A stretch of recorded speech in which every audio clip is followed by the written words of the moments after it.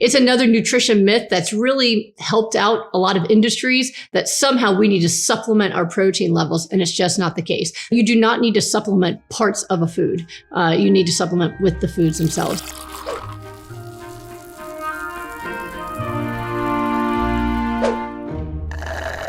What kind of protein do you recommend on your program? So that's an interesting question. I don't recommend parts of foods. I recommend foods. So a protein is a part of all foods. It's in everything. Protein is in foods that you would eat, like kale. Spinach has protein. Chia flax has protein. So I don't recommend like a piece of a food. I recommend foods.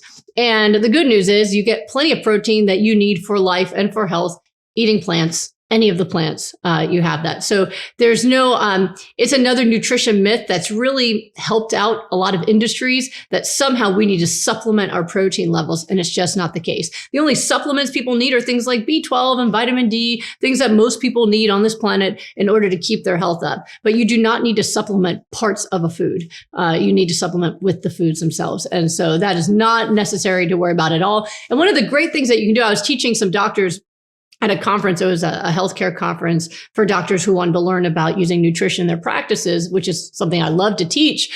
One of the things I told to the doctors is you can actually make your patients feel better when they worry about this by just doing a protein test on their blood, right? You test blood protein levels, it's normal. Now we don't have anything to worry about anymore, right? So it's just not a real issue. And for a lot of folks, especially with kidney failure, their blood protein goes up when they do even my raw, pure hyper-nourishment protocol and rapid recovery because they're not losing any more protein out in their urine anymore.